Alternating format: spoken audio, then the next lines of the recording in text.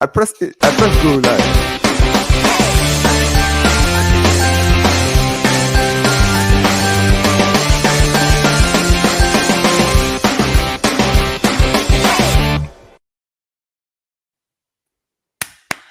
What is going on, everybody? Welcome back to the channel, guys. Welcome back to Omar BYT, and welcome, ladies and gentlemen, to another episode of True Ballers FC, episode 3, ladies and gentlemen, guys. And listen, guys, the rest of the panel will be here, but listen, for now, we do have Mike's in the building. Big up, Mike's. What's going on, bro? Big up, man. Outside of football, all good. Inside of football, all shit. So good to be on, though, back again. True ballers. Looking forward to it, man. Yeah, big up, man. Big up, big up. But listen, man, it's been quite a weekend. Yeah. My weekend has been great. Not the same for you, but Mm. listen. Before we do get started, guys, make sure you guys like the video. Make sure you guys subscribe, turn on notifications, and also share this on social media, guys. Make sure you guys share this everywhere. But listen, Mike's. Before we do go to the Premier League, I would like to first of all let's start with my club. Right, we actually Mm. played a local derby this week. It was us against Espanyol, and after the week that we had last week, we kind of looked at this week and we kind of were like, listen, um, we we've had a great week. If we can win today against a team that's currently 17th, I know it's a derby, but at the end of the day, you want to beat your local rivals, and we got the win 3-1. And not gonna lie, that first half was a-okay, absolutely excellent. Everything went the way I expected it, but in the second half was absolutely awful. Right, we stunk out that second half, and listen, Espanyol had 2 goals that were ruled out of sight, and they can count themselves. They actually played way better than I thought they would. They definitely turned up for the derby today. But look, I'm not gonna lie, man. I was very, very disappointed with how we played in that game. Yeah, Yeah. and there were goals from Danny Olmo. We had goals from Danny Olmo. Rafinha getting his 10th goal in all competitions. He's been an absolute revelation this season on the Hansi Flick. But yeah, we do keep moving. But listen, did you get a chance to watch the game? No, I didn't. I didn't get a chance to watch the game, but I saw, I saw like a couple clips on. I heard Pedri Mhm. played really well. I heard Pedri did. A lot of people talk about Oh Pedri. yeah, yeah, yeah, Pedri yeah. played really well. Yeah, he did. He did. He actually had a great game, and I was very, very much impressed with the team in the first half. I just think that in the second half we were poor. And look, I'll say this right. Even though I have all the high praises for Hansi Flick, I do believe that the high line that we play against certain teams is gonna definitely Mm. hurt us in the long run, right? If we play Yeah. against certain teams, I feel like certain teams will figure us out, and I am worried. I'm not gonna lie. I am a little bit worried about that. I think that we definitely need to just improve on a lot of things in the team. I think that there's a lot of things that need to be improved on the team defensively. But listen, it was a great game. It was an amazing game, and in the end, we got the victory. You're not always going to win every game. You're not going to Mm. win every game. Dominating. And a part of me wanted us to dominate, but the fact that we Mm. got the win for me was what matters. And listen, we kind of rotated the team a little bit, just a little bit, not too much. But in the end, we do have a game in the Champions League, and so I completely hear the fact that we kind of took our time with it in that game. I was very, very happy with the performance in the first half. We should improve in the second half, and we should definitely take care when it comes to the high line that we play against certain teams. We definitely should. I think that we should. But yeah, that's really all that I did have to say about that game. But listen, before we should get started on the Premier League. Before we go to West Ham, let's go to the first game of the weekend, the game that started the weekend, which was Newcastle United 1, Arsenal Football Club nil. Mm. What did you think? What did you think of the game? You know what? I think a few weeks ago I was talking about like, so a lot of people like, oh, don't worry, like Newcastle away, like it ain't all that this season because Newcastle have been struggling at times and Mm, stuff, and it's not even the fact that they're a bad team; it's just the fact that they need a bit of a refresh because they had a lack of business in a transfer window and stuff. But as I was getting closer mhm, to the game, I was thinking Newcastle could nick something due to the fact that obviously Arsenal have been struggling. They didn't win the last two. They just about got we got a draw against Liverpool in the end, even though they dominated in the first half, and obviously the Bournemouth game, and they actually haven't scored in an away game since Manchester City. But with this Mhm. game, Eddie Howe did a job again on Arteta, like, and it's the same game plan. It's like Arteta doesn't know how to really switch it up because Eddie Howe lines up the same way against Arsenal every time. Doubles up on the wingers, make sure he defends every third man run. Gets Joe Linton and Longstaff to keep track on every third man run that Arsenal do down both sides. And it just every problem that we've been talking about with Arsenal, we've been criticizing them about Mhm. a light due to one injury really to Erdegaard because Tierney and Tomiyasu they weren't going to play anyway, so they don't really count as injuries. Like they've got Yeah. Saliba back, Saka's back, Timber's back. They ain't really got an excuse. They chose to play Partey at right back. He chose to play Partey at right back instead of putting Ben White there and making it a Partey right and even Wanyeri midfield. It should have been Wanyeri there. Like, listen, like people talk about age and people talk about all that stuff. That if Wanyeri was starting week in week out and he was dying at sea, we'd be saying the opposite because you don't play a youngster like that if they're not good enough and they can't rise to that occasion. But Wanyeri should be the solution if you're gonna allow him in the squad because the guy at his age with his ability needs first team football. Now, he scored that beautiful goal against Preston. Yes, it's Preston, but he takes that confidence into Newcastle. He'll give you a performance. Though he put him Mhm. on with 20 minutes to go. And the problem is, you stifled everything to do with the team. Like, Havertz is not a great player. Don't get me wrong, he's not at all. But you put him in a position where he was never going to thrive anyway. When has he ever thrived in anything anywhere to do with the midfield?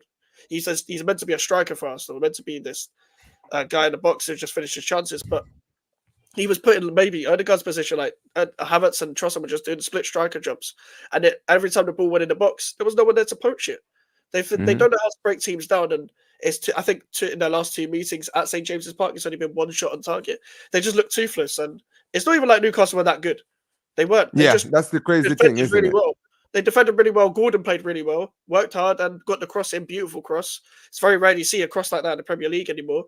And straight on Isak's head, great goal. And they just everything to do with Arsenal just got stifled by Newcastle. Eddie Howe had a game plan, and Arteta didn't know how to figure it out once again.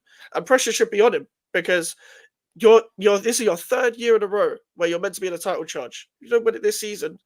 You're not built for a title challenge really because you need to get over the line eventually. Klopp went over Nah, the I line hear it. eventually, and then if you even if you don't win the Prem, you got to win a cup.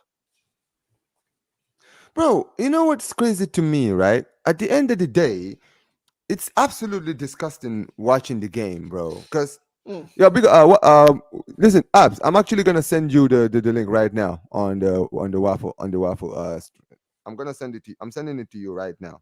So I wanna, because I do wanna hear the opinion of an Arsenal fan too, bro. Look, yeah, let me say this very quickly, right? When it comes to the game, mm, I, I just don't understand this manager, bro. Some of the mm, decisions that he makes. I'm not even. I'm not. I don't get it, bro. I really don't understand it. Like at the end of the day, you you saw Wanieri during the Carabao Cup play mhm, amazingly well. He played well in the last Carabao Cup against in the last game. He played well in the last Carabao Cup as well, right? mhm, And you don't have any creativity in your team. It literally that game was literally screaming for a creative player, but then you mhm, decide the stubbornness of this manager to say, you know what, none of that. I'm going to go and play Kai Havertz in the center attacking midfield. When we've seen throughout this man's career that he is not your classical number 10. He's not mm, that kind of number 10. It makes no sense to me how they keep doing this every single time. But it's the yeah, same thing, man. Like this club, right, is actually incredible because I said this yesterday, right? Before Newcastle played Arsenal, they did not win a single Premier League game in the month of October. Not yeah, one. yeah. They literally They've just lost to been Brighton at home. They literally just lost to Brighton at home. they lost to Brighton at home. This is the point I'm trying to make here. They lost to Brighton at home. They've been absolutely awful throughout this season, right? They want Eddie Howe sacked. A lot of them fans want Eddie Howe sacked, and then you play Arsenal, and then Arsenal are like, "Oh yeah, you guys are struggling. Don't worry, man. We will be the gift that keeps on giving. Like honestly, Mm. it's incredible, man. I don't know how this club keeps doing this. Yeah. And honestly, my honest assessment of the game was it was absolutely putrid. Absolutely Mm. putrid, man. I'm not gonna lie. I think they had what? They even had a goal in the game. Did they have a shot on target in the second half? I don't think they did. No, I don't think so. No, I don't Or think I so. think they only had one. Maybe. The lack of urgency to not like bro, the lack of urgency to not actually get to not try to go for it in the second half made no sense to me. I didn't Because get it's it. like, what are you what are you waiting for? Like seriously, what are you waiting for? You've got you're trying to go for the league this season. Apart from this is the season where they're supposed to get it over the line, and then you show that kind of performance. They already added the title race for me. That's what Same. I think. I I don't think think that so. they Yeah. added. I think that right now they should be worried about getting to four because we're Mm. seeing that Chelsea are doing well. Aston Villa are thereabouts. Liverpool right now look like they're going for the title. City, I know they lost to Bournemouth, and look, even teams like Nottingham Forest are in the form of Mm. their lives this season. Like I Yeah. mean, we're gonna get. I mean, we'll go to your game, but at the end of the day, those all these teams are performing, and now look at where they are on the table. They're out of the top four, if I'm not mistaken. Yeah, they're the fifth now because of goal difference. Because when Chelsea draw took them to fourth, and even in the game, Arteta's subs. That was the main thing for me. Arteta's subs didn't make any sense because you signed Sterling, but Jesus is now a winger option over Sterling. You put Zinchenko on to generally make an impact, and all he did was stink the place out, give away the ball, miss dribble, miss pass. Declan Rice was terrible in the game. I'm not even saying it's just because I'm a West Ham fan. I've got nothing against him. Bro, But Declan he Rice was was terrible bad. in the Let's be game. real. Marino was terrible. Oh my god, he kept giving away the ball. Trossard was terrible. Martinelli was terrible. No one was good in that game. No one was good for Arsenal in that game. You can't even say a player would stand out. And they keep relying on Saka to do everything. They're only going through Saka to actually create any sort of opportunity. And he's not even a player of that ability where he can drag a whole team through. And also you can't keep putting pressure on one guy when your whole team should be turning up. Like it's all good having a decent defense when it counts, but once you conceded that goal, when the team sits back, what is your game plan? Because usually when they have their not even their full like team that's fully fit, but in the first season when they were challenging, they used to really, really put pressure on teams that used to sit back, used to stretch teams, pass the ball quick, and it didn't matter how teams approached it. Like they couldn't handle it, their defenses. But now they can't do that. They pass the ball so slowly, it's just so side to side that they don't actually create anything. They don't create anything properly. No, bro, like honestly, man, I watched that game, right? And I was just sitting there. I was like, bro, it's funny how when when guys like when a lot of these Arsenal fans, the real Arsenal fans, right, have been calling out saying that the transfer window wasn't good enough, Mm, right? How some of these other Arsenal fans were sitting down there, right, trying to make sense and basically try to sell this idea that players like Sterling were good enough, that the transfer window was good enough, when it was quite clear that this team needed a striker. And I don't mean any striker. And what did they say? Oh no, we have Kai Havertz. Like, bro, the fact that these people were defending this dude, it's like, bro, haven't you learned anything from the last two seasons?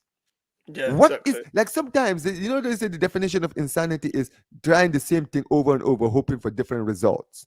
It Yeah. literally made no sense to me how you've clearly seen that your team doesn't have an out and out proven goal scorer who can do it in the tough games.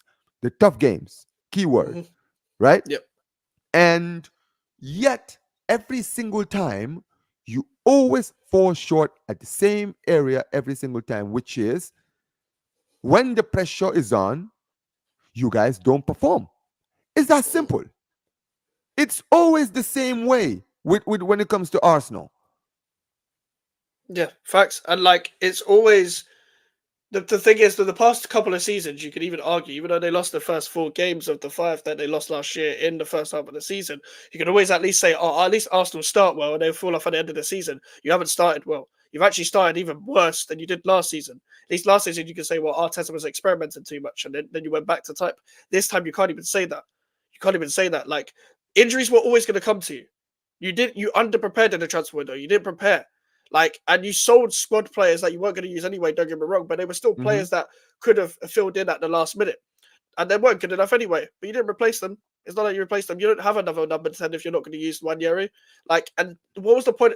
I said to people when they signed Sterling, this is just an opportunity because Sterling was available. They saw that Sterling was available. Cool, Arteta knows him, whatever. They saw him play a couple of times. Arteta doesn't even want to play him anymore. He doesn't even look at. He looks at Sterling. He's like, this is not the Sterling I knew at Man City. So he doesn't even play him anymore. He plays a washed Gabriel Jesus over him on the wing. So Sterling's now like fifth choice winger. Fifth choice winger over Trossard, Saka, Martinelli, and Jesus. He's fifth choice. He's There replacing you go. Reece Nelson literally on the bench. They've It literally makes, replaced makes Reece Nelson. it makes no sense. And you know what's crazy, right? It's time for you know what this guy, right? This guy pisses me off every time I watch him, and I'm not even an Arsenal fan, right? Mm. But this Martinelli guy, right? I've never seen a player be so defended for absolutely doing nothing. This guy Mm. was probably the worst player on the pitch. I know people are blaming Trossard, and Trossard had an awful game. Don't get it twisted, right? Yeah. But Martinelli, bro, has since the beginning of the season, this brother has stink out every single game I've seen him this season. But Yeah. for some reason, every single time this brother keeps getting away with it. I I have don't know no how. idea how he keeps doing it. It's insane to me, bro. It genuinely is insane to me, right? But look, at the end of the day, this is what you get. This is what you get. Mm-hmm. A lot of these Arsenal fans, this is a consequence of not going out and getting the players that you need. Not going Yeah. out to get a Jokeres, not going out there getting another creative midfielder who can actually create chances for your team, right? Not going out there getting actual fullbacks. Mm-hmm. This is the thing, and this is going to continue because now you've lost Odegaard and then you lost Saka. But guess what? City have got injuries too. But Yeah. City look like they're even though they lost and they're kind of in a terrible vein of form. At the end of the day, they're going to be back because they have Pep, and Pep has been able to deal with injuries for years. With Ateta, it's the same thing. And speaking of this Ateta guy, bro, this brother, right? I don't know, right? I said this on Northside Stream. I have never seen a manager do so little, be defended so much. This brother, Yeah. right? This brother has achieved nothing in his entire career. Let me remind you all. This brother has never won. This guy won one FA Cup, and that one FA Cup alone, he's been able to use that as a tool to continue every single time, hmm, to get away with all of these performances. It makes no sense to me. This brother, right? The fact that there were some people, Robbie, right? Lyle. Anyway, the fact that there were some people who are actually trying to tell us, the people who watch football, that apparently Mikel Arteta is the second best manager in the league. Why? Because he finished second. Because he finished second. Because let me tell you something. The guy who's currently under right down there, big up to King, right? He wanted his manager gone, and now his manager is gone. You see that manager that left? He won 2 trophies in the 2 seasons that he was in charge. But Yep. that manager was not a good manager.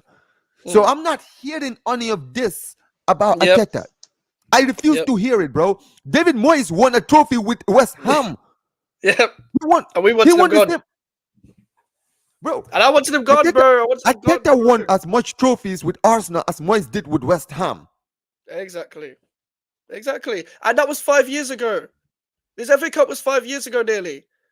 When we go back to the end of this season, it's going to be 5 years since COVID, lockdown, Arsenal winning the last trophy that they won. We were the last London team to win a trophy. It's been a long time. It's been a long time. And we're shit. So stop talking about a 5 years ago trophy. Like, it's ridiculous now. He doesn't go for the cups. He actually, I guarantee, yeah, when they win every time in the Carabao Cup, he was like, shit, this isn't meant to happen. Usually I lose by now. Like, usually I get knocked out. But because they faced in people like Preston and stuff, they're through. And now they've got Crystal Palace next. They might even lose to Palace in that quarter final. You never You know know because what's they don't crazy? care about that Yeah. cup. You know what? Yeah, King. I do want to hear your opinion on the game between Newcastle and Arsenal. Yep. Big up. Big up Omar, big up Max.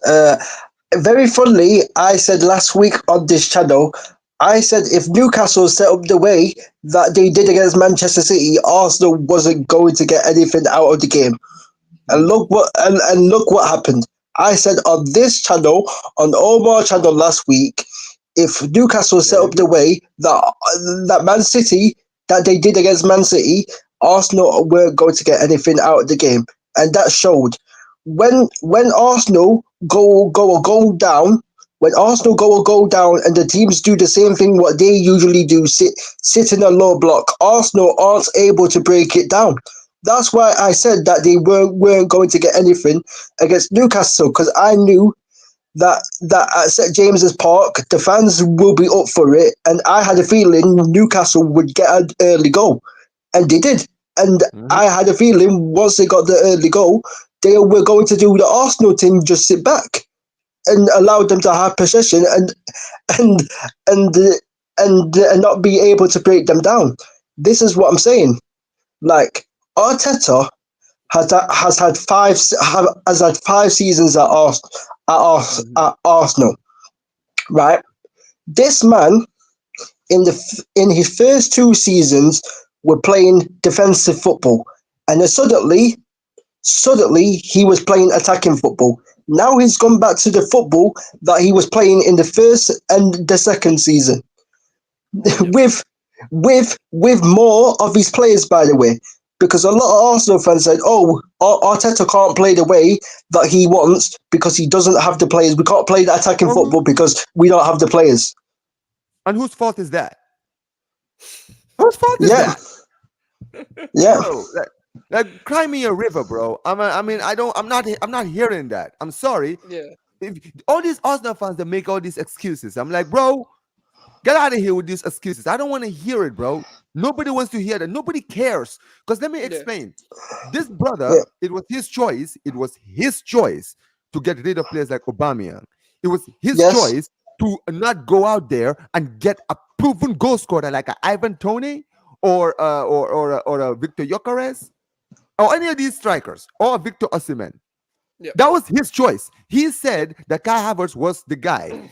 He kept on insisting on Jesus. He kept on keeping Eddie Nketiah until the season. It was his mm, choice. All of these things are his choice. He needs to die by his choices. And listen, big up to Private Ping Pong right here, right? He said, "How can an entire structure and style of play fall apart with one injury?" Good question, bro. One injury. one Barcelona's got injury. 9. We had 9 injuries in the start of the season. 9 in our first team, and we're currently top of the league. 36 points. How many? Bro, we've won. We have 36. I think we have like 36 out of a possible 39 points in the Mm, mm, league. mm. That's mad. Yeah.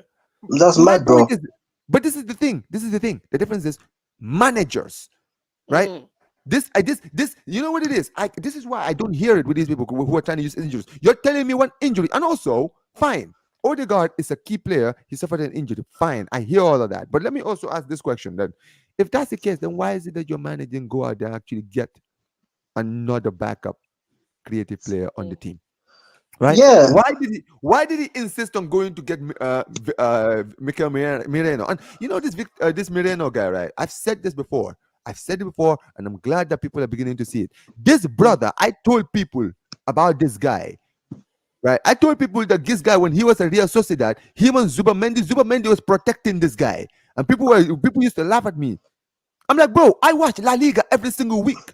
I know how good this guy is. I'm not saying he's a poor player, he's awful, but he's very limited. He's very limited to what people think he is. And yeah, now people Yeah. are beginning to see it now. Zubamendi is the key player in the team. He was the guy that was facts. that partnership. It was him who was the key in that partnership, right? And and you know Go what ahead. the funny thing is about that is Havertz was meant to be the Xhaka replacement. That's the funny part. He stumbled Yeah, on Havertz playing up front as some sort of thing that so-called worked for him. But if put it this way, yeah, the reason why it's such a mess, Xhaka went, he got Havertz in as the left eight. He even said it in the first interview. He then stumbles on him being a striker. Any Chelsea fan and anyone that watched him at Chelsea will tell you Havertz goes through a purple patch. He turns up when he wants to, not when he has to. He turns up Bro, when he yes, wants to. He goes Lewis to the used to Premier say League. that. Remember, Mhm. remember when he played for Chelsea, He will go to the Premier League game, turn up in a Champions League game, and he would just do it because he wants to do it, He not was, because he has to. And this is the problem as well. So then the Xhaka replacement's gone because you put Havertz up front. So now Marino's meant to be the guy. Marino's meant to be the replacement. So if this doesn't work out again, you've now faltered in 2 positions because you didn't want to get a striker, so you put a makeshift striker at midfield, and you put some B-Tech midfielder that's a complete downgrade on what you had in the first place in there. So you've downgraded on everything that you've had. Yeah, but that's what I mean, bro. That's what I mean. But man will speak about injuries, yeah. But man won't speak about, because this is what my fan base do as well. My fan base will say, "Oh, we can't play the way that we want to play because we have injuries." Certain Chelsea fans were saying the same thing about Poch. Poch can't play this style of football because he had a lot of injuries. It's like, bro, you have to understand, yeah. Like, bro, like I just said it to Yasia just there, yeah. After when I came on the stream with after when I finished the stream with Northside, I said, yeah, that people don't speak about the managers working players too hard in training. Arteta, I can tell Arteta is working these men too hard in training. Arteta is probably got a man doing bleep tests in training, and that's why all these men are getting injured. But people won't speak about that. People won't speak about that because that's what Ten Hag was doing. He was doing bleep tests and that. Same with Pochettino. That's why these men were getting injured, bro. And like the thing is, yeah. The thing is, so that's Arteta's own fault because he's basically injuring some of the players because he's working them too hard in training, yeah, and expects them to come up to come next game, yeah, and not get injured. Like, come on, bro, have some common sense, yeah. And like, bro, you've had 800 million to spend. Why have, bro, like when Manchester City didn't win the league in their first season under Pep Guardiola, because I think it was Leicester City who won the league that season when Pep first came in, right? Pep Guardiola didn't change the way that he wanted to play. Jurgen Klopp never changed the way that he wanted to play. But suddenly, you started off as a defensive team, and then you went to an attacking team, and then you've gone back to a defensive team. Why have you kept on changing your style? Stick to your philosophy, bro. Stick to your philosophy. Like, this is the thing, yeah. Like, the man spent 800 million, yeah, on these crap players, and he hasn't improved one of them, fam. And the thing is, yeah, people think, yeah, because a lot of people are dumb, yeah, because a lot of people think that Arsenal have this amazing squad, and they have this amazing squad because they have 11 first-team players. No, like, a squad is you have 11 players in the starting 11, and then you have your bench, yeah. Arsenal don't have any world-class players in their team. They don't have even one world-class player in their team. And the thing is, they can say Man United squad is average. Cool. Our squad is average, but so are yours. Yes. Arsenal squad is average. Tottenham squad is average. Liverpool squad is average. So like we can all speak about this, yeah. Like, let's not act like, yeah, that teams like Arsenal are miles above Manchester United in terms of quality of players in the squad. Let's not act like that, bro. But these what these Arsenal fans do. These Arsenal fans were talking about, we've got more clean sheets than Manchester United had wins. That's what they were saying last season, but they won 0 trophies. Yep. King, let me tell you something, King. You guys have just gotten Amorim. Let me explain something to you. You see, if this Amorim thing works, right? Because I said this before. I said when it comes to United, they're just one good manager away from coming back from being where Arsenal are. Yep. People don't realize. People think that the gap is big. It's not, Big. bro. It's not. It is not. Because let me tell you something. The fact that they have players like Kai Havertz, Gabriel Jesus, Martinelli. The only players that I look at in that Arsenal team where I'm like, you guys, when you leave, you go for a bigger club. Saliba, right? A guy like Saliba, right? Players like Saka. These guys are the important players. Even Odegaard. Odegaard was a Madrid flop. I'm not saying that he's not a great player. He's a good player.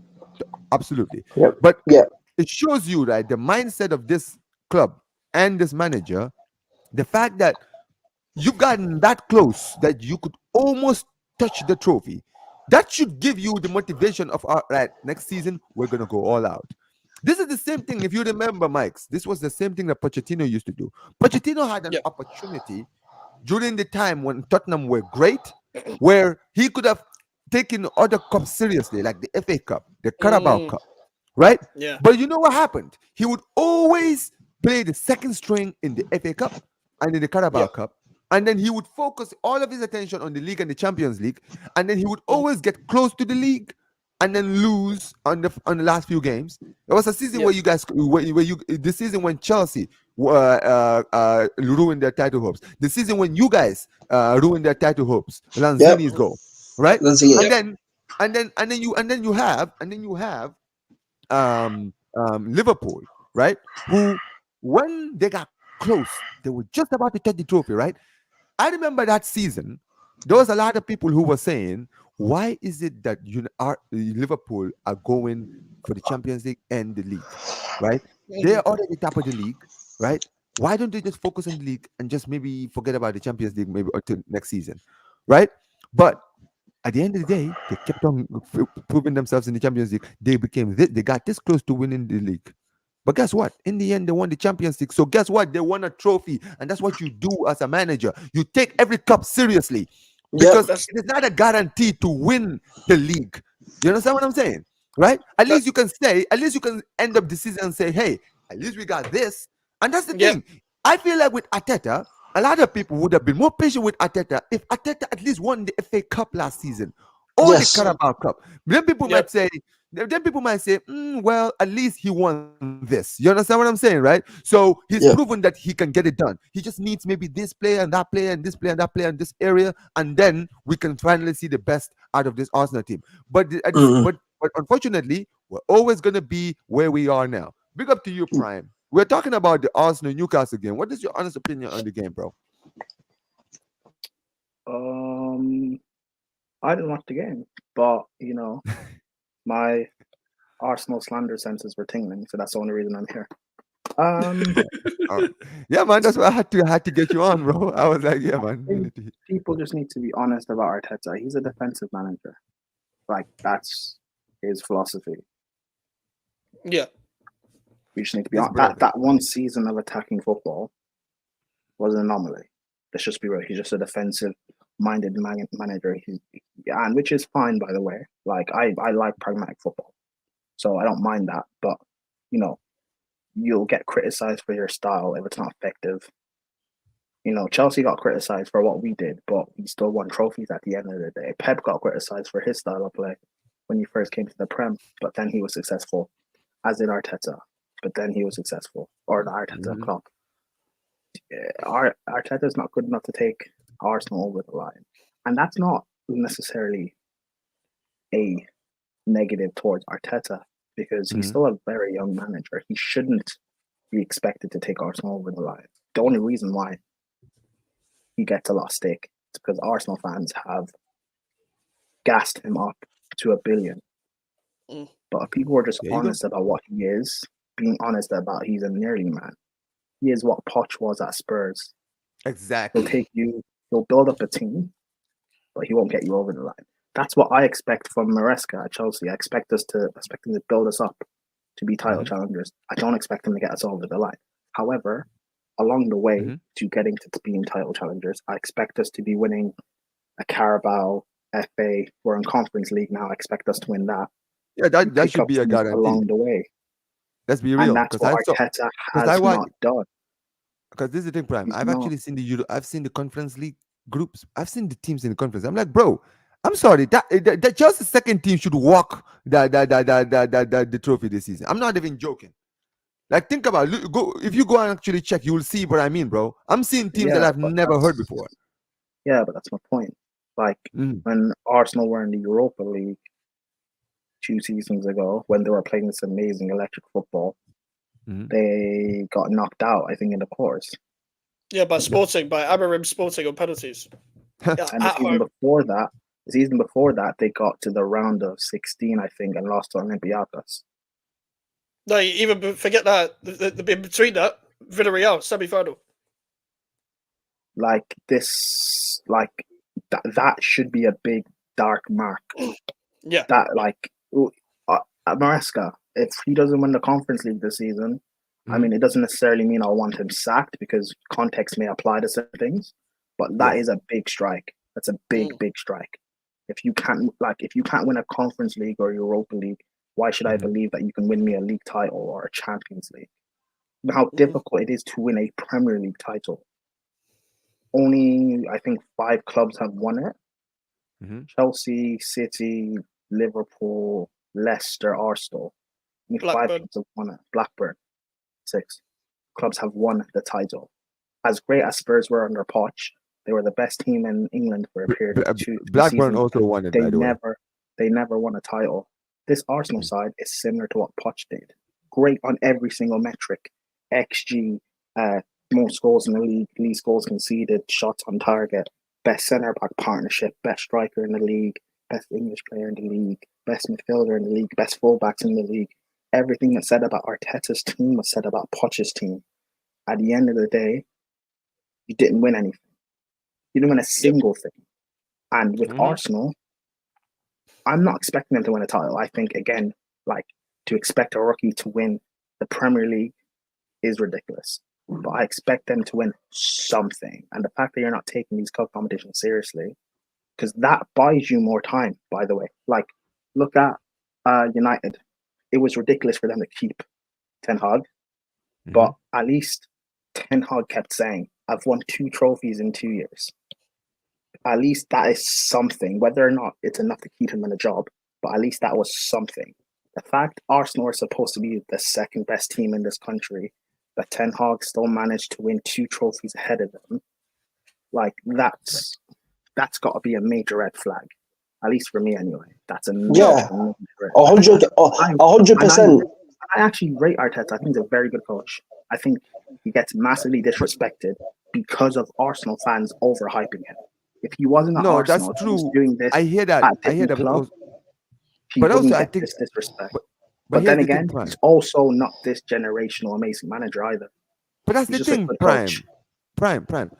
Listen, I'll be honest with you. When I judge Arteta, I'm not saying Arteta is a completely fraudulent manager who I think Arteta does have potential. You understand what I'm saying, right? I believe that if he takes his time, if he goes somewhere else where, there's not a lot of pressure on him, right? Maybe he can finally, like, once he gets that first trophy, right, as a manager, right, things might change, right? Because things change once you get that first trophy. It's kind of like when Mourinho won the Champions League with Porto, right? When he won the Europa League, because people forget, is that who's that? Is that yeah. Anyway, the point I'm saying is this, right? Yeah, sorry, that was Yup King, but yeah. Oh, that was me. Yeah. So basically, my point is when Mourinho, because people forget, Mourinho when he won the Champions League with Porto, he actually won the Europa League. What's the name? The Europa League the season before, right? And then the next season he won the Champions League. Winning trophies, basically, that's the same thing that happened to Klopp. When Klopp got that, people will forget when Klopp was a manager, right? His first year with Liverpool. At Liverpool, right? When he was the manager of Liverpool, his first year, he went to the Carabao Cup. He lost it. He got top 4 the second season. He got to a Champions League final in his 3rd season. When he got to the Champions League final in the 3rd season and lost, right? The following season, he won the Champions League. Winning the Champions League that season is what gave the team and the players the motivation to look at it and say, if we can do it in the Champions League, we can do it in the league. You understand what I'm saying? That taste of success is what motivated them for them to go run with the league title this season after. You understand what I'm saying? And when it comes to Arteta, that's the same thing. Arteta doesn't realize winning things like the Carabao Cup, winning things like the FA Cup, right? Winning things like the Europa League. When you win trophies like that, what that does is that it puts it in the minds of the players that we can get it done. You understand what I'm saying, right? We are good enough. We can get it over the line. But the problem is these players are not experienced. This manager is not experienced with winning as a manager. He may have won with City, but he was an assistant. But as a manager, where his tactics led his team to a trophy, he's not experienced enough. And sometimes that experience, you need to learn it from other areas before you go to the league title. Because winning the league is not easy. You understand what I'm saying? But that's the Yeah. It's point. not at all. Yeah. But Oh, people will underestimate and disregard these competitions. But like when you're on the rise, when you're on the up, it's important to win. It's important to have that muscle memory Yes. of I know what it's like to deliver. But even if, like for example, 2 weeks ago Chelsea went to Anfield, the Liverpool weren't that great, but muscle memory. Salah gets them over the line. It's the muscle memory of I know I can deliver in big games, regardless of the referees are against us for that game, or our manager got it wrong tactically, or we're having a poor game. That muscle memory of I'll turn up when it matters. I'll turn up when it matters. I'll turn up when it matters. Whether it's I have to go to Anfield or I'm playing a Carabao Cup semi final against uh, who did United play the last year? Oh, Leicester. You guys play Leicester, right? Oh, Yeah, you are no, you but talking about like last season? no, Last No, no. the season My or point final this at season? is Newcastle.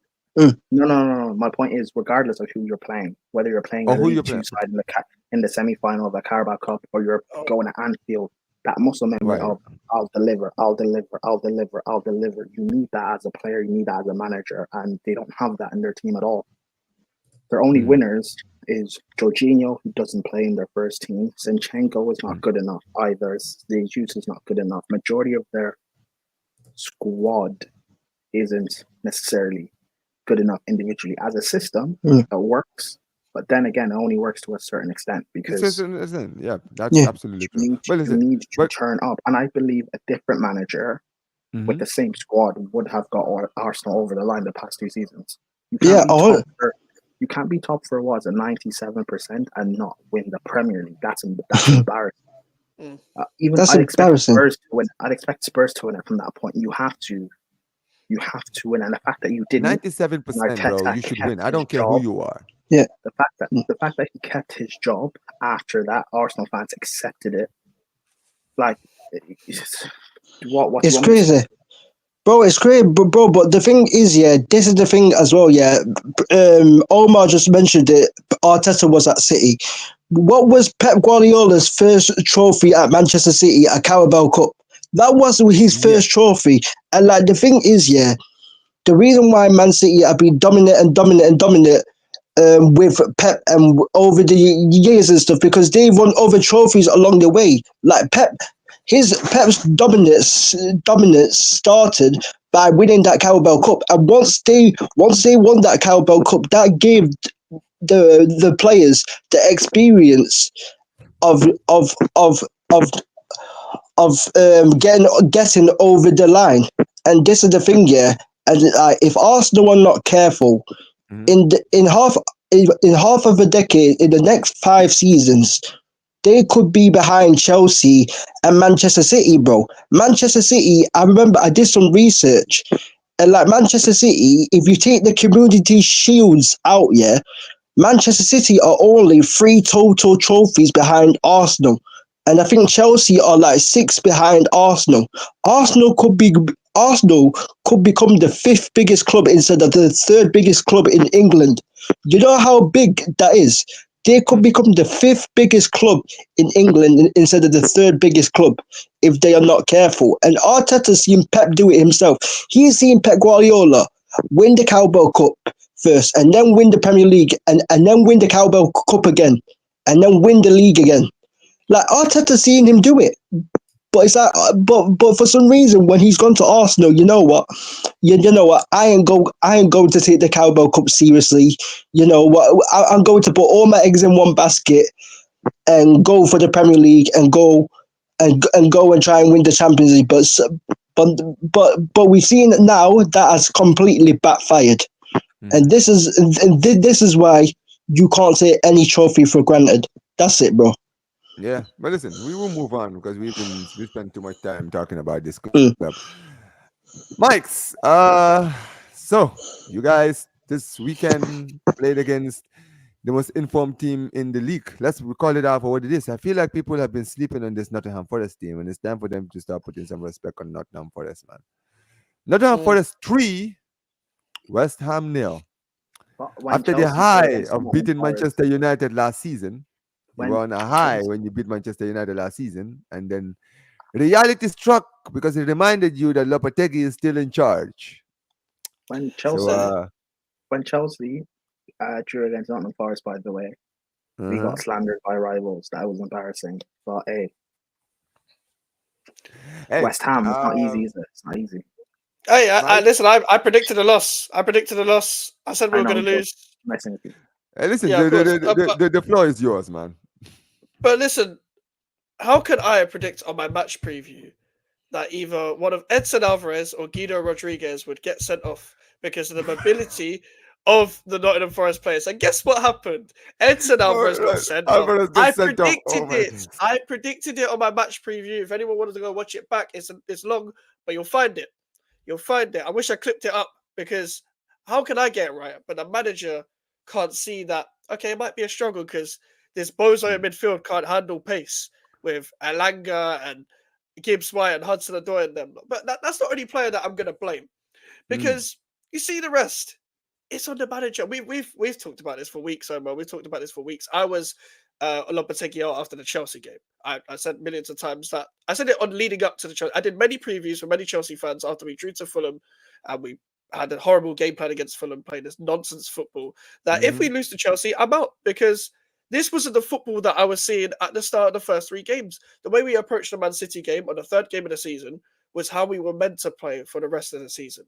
You approach it, you create chances, you pass into space, you press, and we didn't even blame the manager for losing against City because it wasn't his fault. He approached the game right, and we created chances and we missed them. It was on the players. That was specifically on the players. However, he approaches every game differently.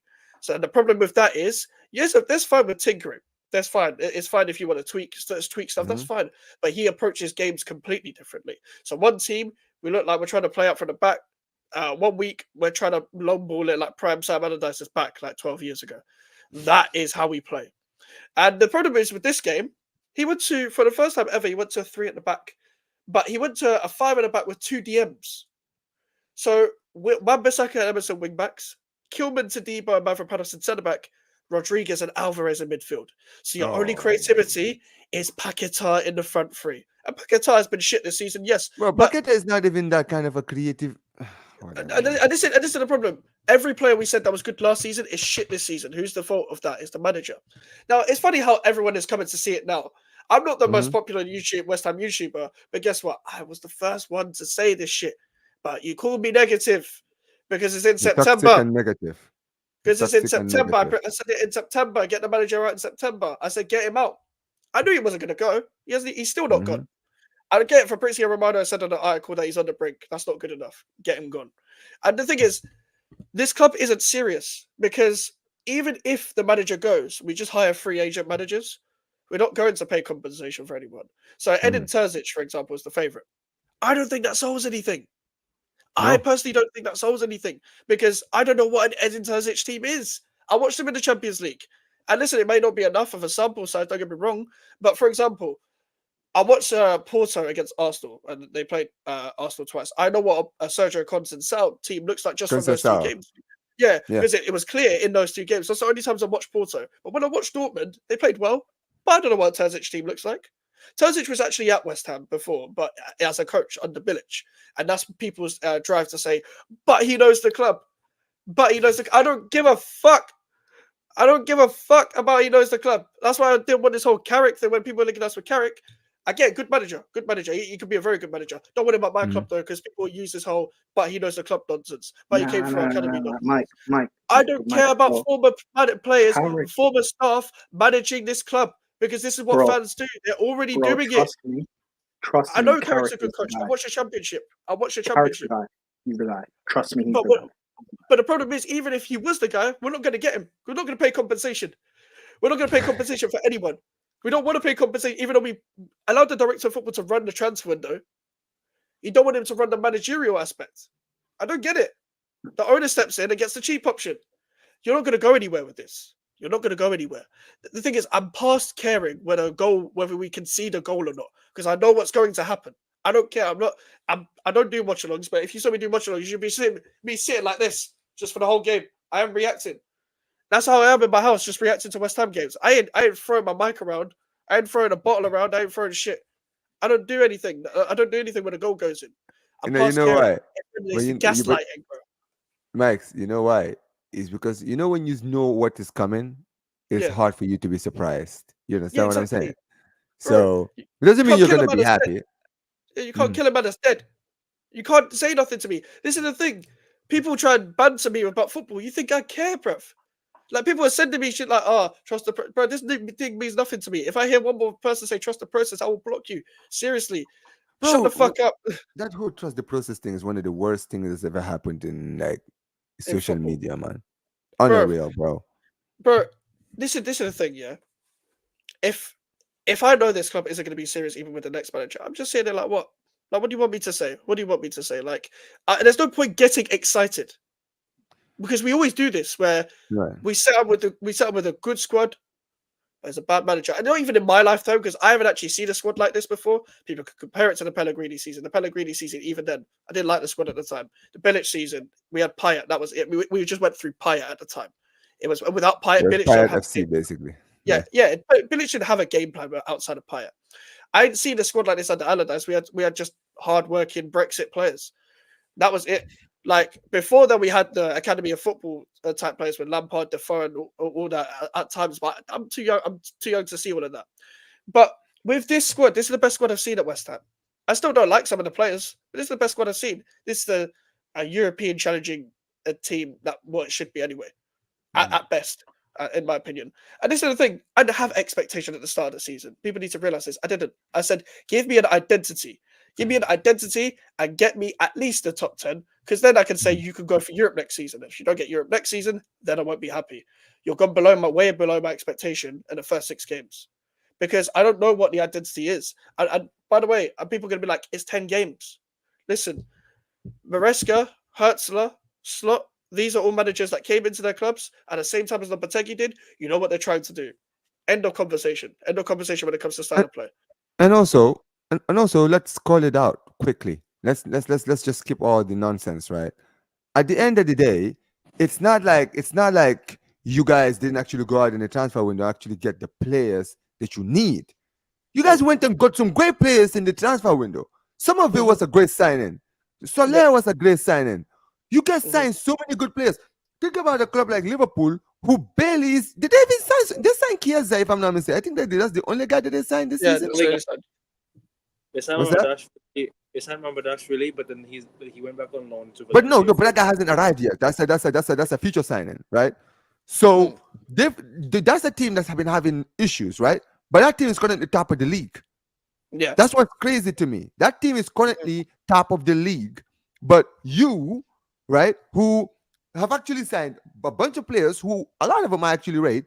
But I said this before, and I'm glad that finally people are beginning to see, because I'm glad that I said this from the beginning of the season. I was saying this about West Ham. I said, listen, West Ham had an amazing transfer window. They should challenge for Europe, but they're not going to challenge for Europe because you know who they have in the dugout? Lopetegui. And Lopetegui is an overrated as hell manager, right? Yep. This brother is like he's the Spanish version of Arteta. The only difference is now you know what? No, screw the difference because he's literally La Liga's version of Arteta. This guy won one trophy, right? The Europa League with Sevilla, and that's it. That is where his whole resume is. People want to use the Spanish national team thing. Bro, he got sacked before the World Cup in 2018 because he was acting fraudulent. He got moved to Madrid, right? And he was one of the shortest, and he literally was sacked. What? How many months? He was there for what? Probably what? 5, 6 months, and he got sacked by 15 Real games. Madrid. 15 games. He had 15 flipping games at the club, Literally. and then he got sacked. That is the levels that we're talking about here. And I'm glad Yep. that people are finally beginning to see this, right? Because he got the job at Wolves. And what did he do at Wolves? That's the crazy thing. This brother did nothing at Wolves, and then he left, and then he got the job at West Ham. Basically, It's for what? ridiculous. Because he's a big name, because people know who Lopetegui is. When you had managers like Conceição, who actually won a league with Porto, Conceição would have been a good, listen, if you guys signed the players you signed and you got Conceição, a lot of people in the league would have looked at you this season and said, "Oh man, this Arsenal team is actually we got to look out for this West Ham team." because they actually have a winning manager. A manager that actually has experience of winning a league title, right? Mhm. Maurizio Sarri is the manager that is known. If you guys go to Maurizio Sarri, everyone will look at it and say, wait, these guys actually signed. Look at the stars they've signed and they've got Maurizio Sarri to add to it. Oh, yeah, people need to look at West Ham this season. But that's the thing for me. I looked at your season and I was like, bro, great transfer window, wrong manager. That's why you're not going to work out. And now Yeah. people are seeing it. It's really Yeah. unfortunate, but now people are beginning to see it now. That's the problem. Like now, and then Terzic is the favorite, so it doesn't really solve anything. Even if Lopetegui goes, yes, it's an upgrade, but Mhm. it's not what I want. What we need to do is hire a manager of an Unai Emery caliber. And what I mean is because think about what Aston Villa did. They had a bum manager like Gerrard. They got in Emery, and they went from a so-called relegation battle to a European battle. And he got the best out of the squad. It was pretty much the same exact squad. And the only January signing they made at the time, I'm pretty sure, was Alex Moreno. And maybe I think even Duran might have been signed by then, and he was just emerging. No, I think it was Digne. That No, January Didier was already signed before that. Didier was signed under Dean Smith. was he? Yeah, because Yeah, he left when Rafa Benitez was Everton manager because he had a falling out with Benitez. I think it was Alex Moreno. Yeah, I remember. I think it was. And he was the only signing, and then he pretty Alex much transformed Moreno that squad because he from pretty much Real transformed Betis. that Yeah, I squad. remember that. Yeah, and But see, this is the but see, thing. that's the thing, isn't it? If you got a bum manager like Lopetegui now, you get a manager of that caliber that gets you into Europe. Otherwise, we're not serious. Get a coach. 90% of what you see on the pitch is coaching. Simple. Everything you see on the pitch, the players don't look like they know what they're doing on the ball and off the ball. Every team, you know what they're doing, even off the ball. We don't know what we're doing. What's the point of playing 5 at the back and 2 DMs and you still concede 3 goals? What's the point? Dominic. You're the Spanish Southgate, bruv. Hey, I've called him Arteta. much worse before. Arteta. He's I've literally called he's literally the Spanish Southgate. I'm not even joking. This guy, right? Mhm. He's done out here. Unreal. Yeah. But yeah, listen. What do you guys? Did any of you guys watch the West Ham game? Yeah, any of you guys? Nah. I was watching the Liverpool game. Yeah, that's what I watched as well. I watched the Liverpool game as well. Yeah, Okay. unfortunately, Brighton couldn't hold on to the lead because it's Brighton. They are just. I don't know how people Yeah, even rate Brighton. Yeah, so much. we'll definitely get into that before the end of the stream. But listen, we will get into the games today, and obviously, yeah, we'll talk about the Tottenham game, but Jez is not here. But listen, we'll go straight into it. Manchester United won, Chelsea won. No. Talk about everyone else. No. We got to talk about it. I know. Listen, I watched the game, and I'm gonna say this.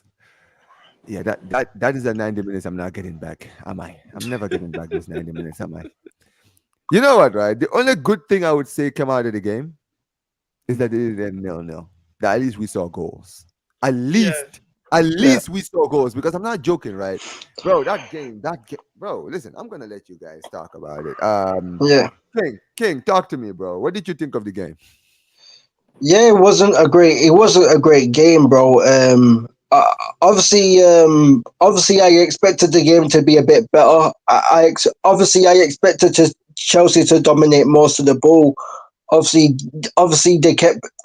Chelsea, in terms of possession, they were controlling the possession.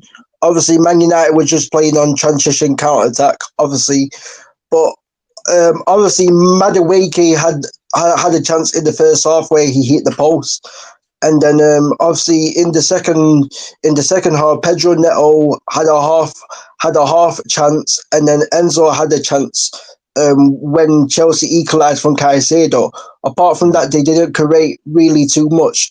Same with United, really. United didn't really create much. Same with United, bro. Obviously, in the first half, we had the chance from Rashford where he hit the crossbar. We had a half chance from Rashford, but that was pretty much it. And then obviously in the second half, Garnacho again hits it straight at the goalkeeper. Garnacho was one of our worst players today. I said it. I thought for me he was the worst player on the pitch. Obviously, people can say 3 miles.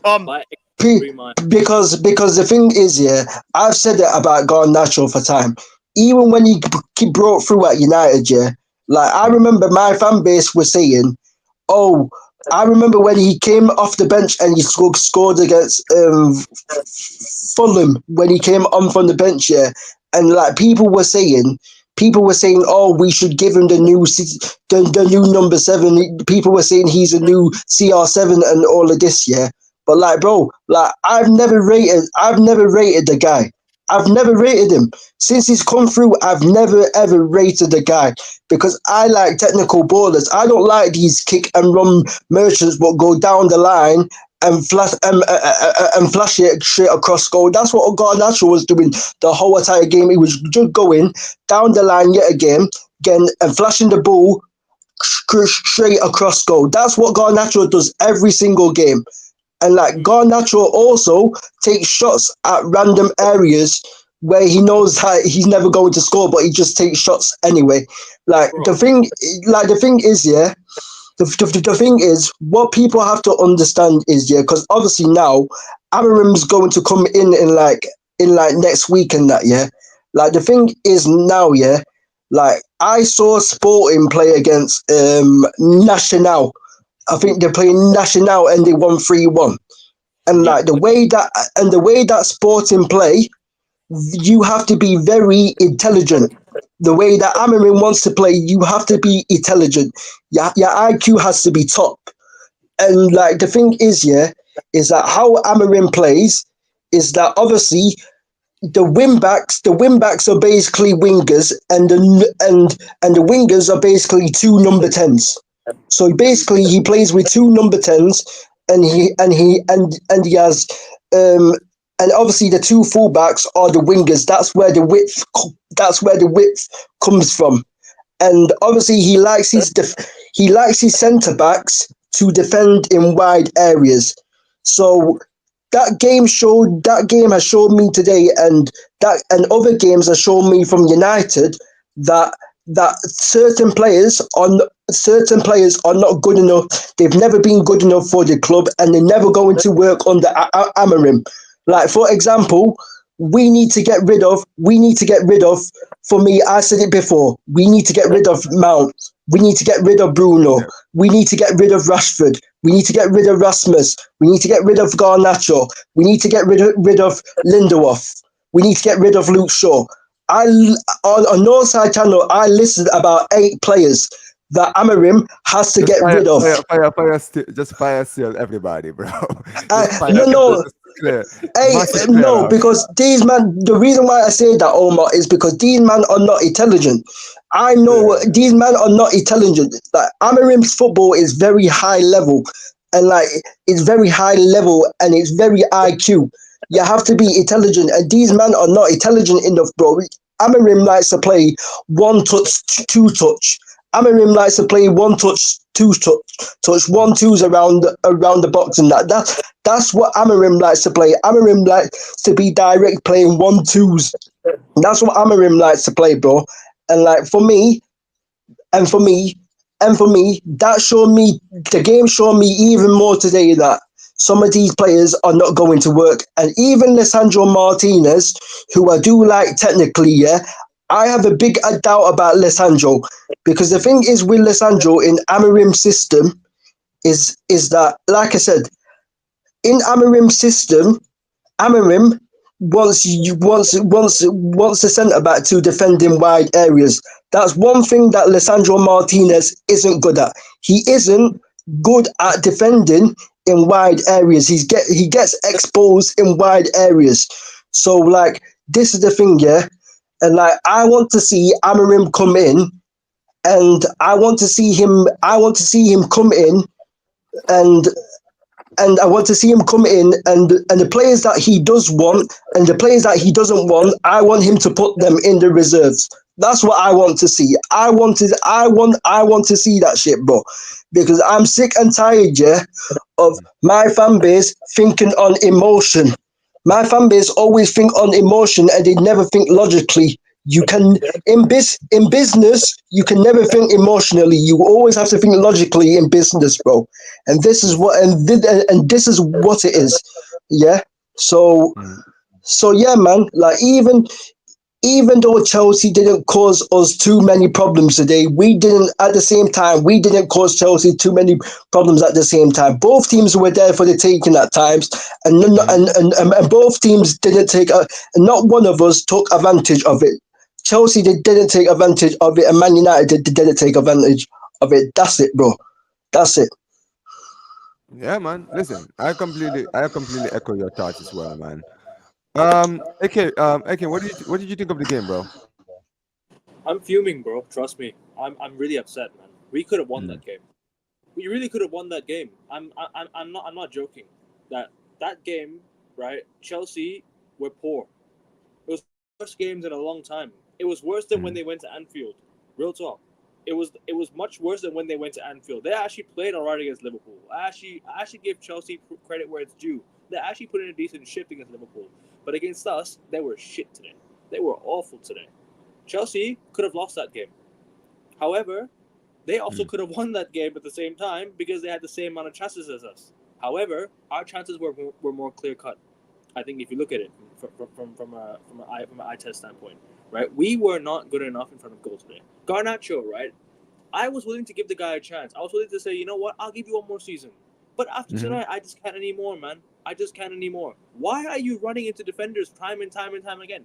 How many more times are you going to keep running to defenders, jockeying the ball, pass it back to the defender, right? Pass it, then go back, then go to the edge of the box, and then not put a cross in the box. Bro, come on, man. Like, show some actual, like, end product, man. We, we, Mhm. we brought you into this team because you look like the guy that can be a end product of a winger, but he's not. Bro, Cooley's got listen, Cooley's got this 15 goals guy, in the last I 4 don't games. rate him, bro. Ever I don't since rate he's No, him he's either. arrived, shit. he's, Don't rate bro, he's like, I swear to God, right? Sometimes when you hear about players, right? Sometimes people always like to do this thing because you know what it is. Sometimes it's the media, and sometimes it's what people talk about that basically him. hypes up a player, right? Yeah, yeah. And I believe with Ganacho, that's the thing. Ganacho was a player who was getting hyped since he arrived, since he made his debut. People were talking about how he does the same celebrations as Ronaldo. Ronaldo is his idol, this and this and this. So once people He heard wears that, Ronaldo. Bro, he wears yes, Ronaldo. He wears Ronaldo underwear. It's not like people say Yeah. because That's not like the kind of man you want in your squad if you're wearing another man's underwear, bro. I can't lie. That's not the kind of bro, man you want bro, in your listen, squad. if you're Yeah. doing that, bro, keep it in the private, bro. Yeah. Don't we don't This need to is know that. this is the same guy what was shushing the Galatasaray fans fam and shushing the Copenhagen fans fam and thought we won the game and that fam. Like, bro, it's crazy. Like this guy thinks he's a real shit, bro, but he's not. But that's the problem. A lot of Man United players think they are the real shit, but they're not.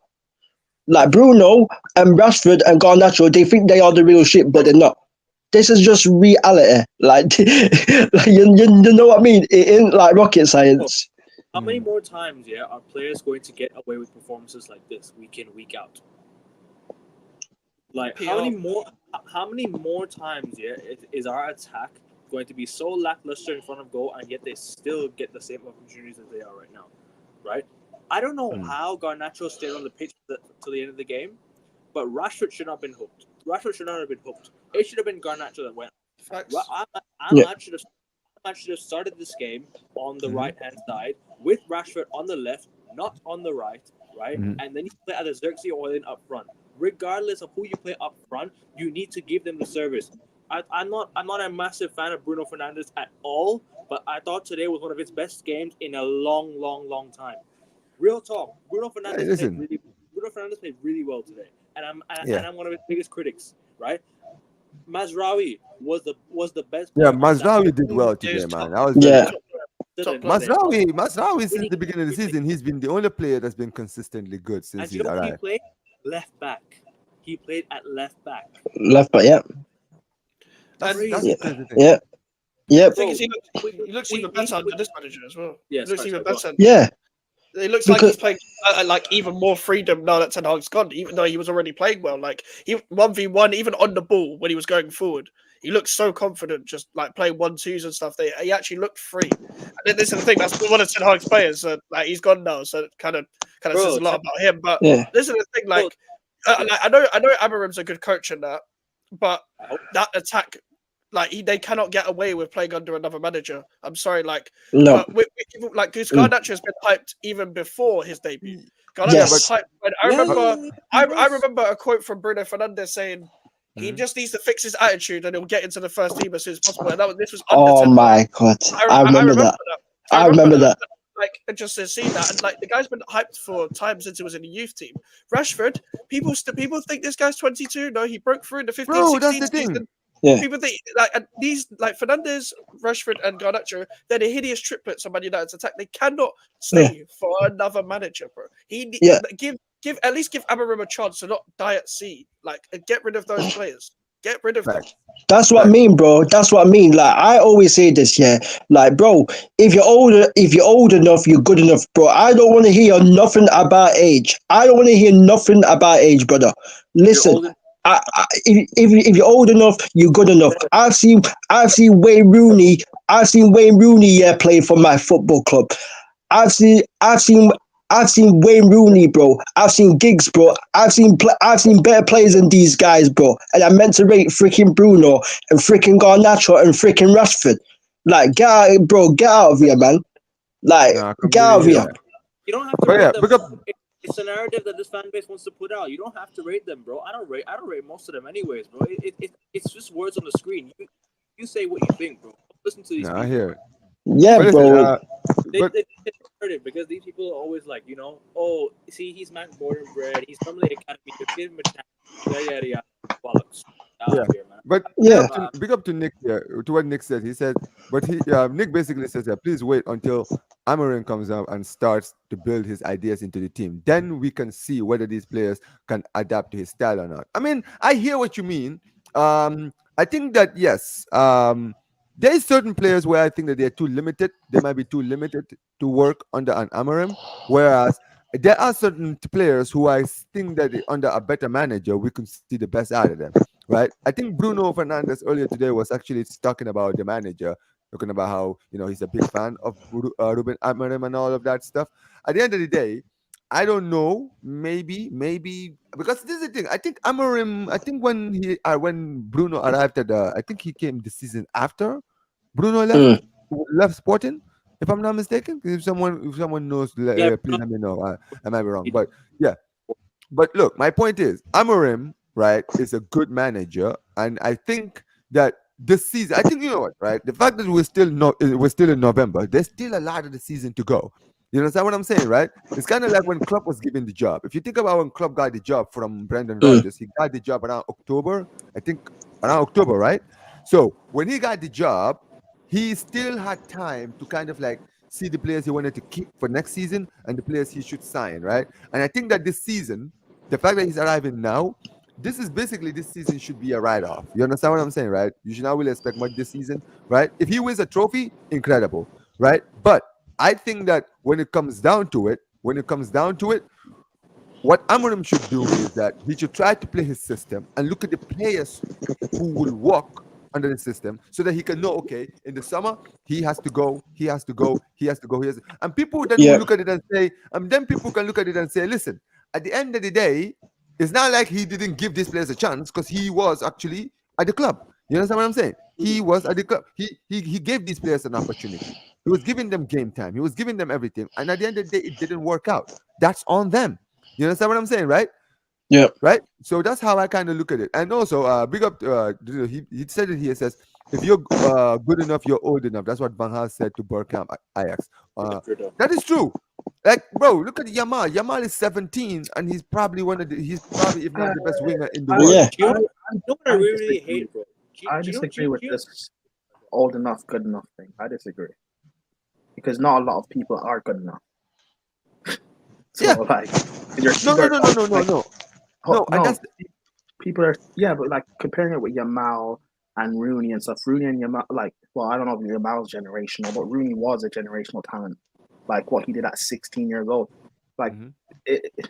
I don't think it's fair to just say like if you're old enough, then you must be good enough. I don't think so. Garnacho's just not that good, and we can accept it without comparing him to like a Rooney or Yamal or these actual like world class players. No, you know what? I understand what you mean, Prime. But my point is, the point I'm using is not even Yamal as a gauge of an example, right? Even if you look at even a player like Fermin Lopez, players like Gavi, players like that, right? At the end Yeah, of the day, these players were young, right? We didn't know how good these players were going to be. The thing is, if you look at a club like Arsenal, right? We've heard about Ita Wanyeri for a long time. I've heard about this kid for so long.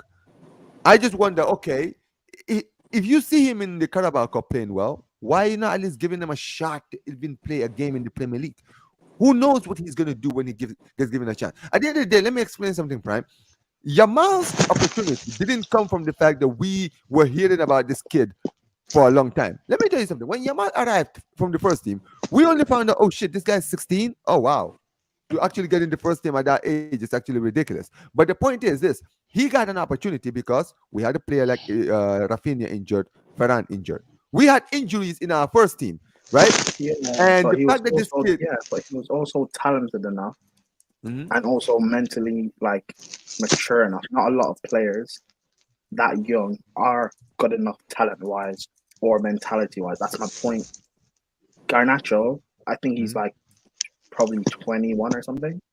He's Yes, just not something like good that. enough Yeah. and probably He's never 20. will Is it be. 20? I think he's he's twenty never right been now. good enough, bro. He's never been good enough. He was never good enough at 18, bro. Yeah, So, like, that, that means what I'm that, saying.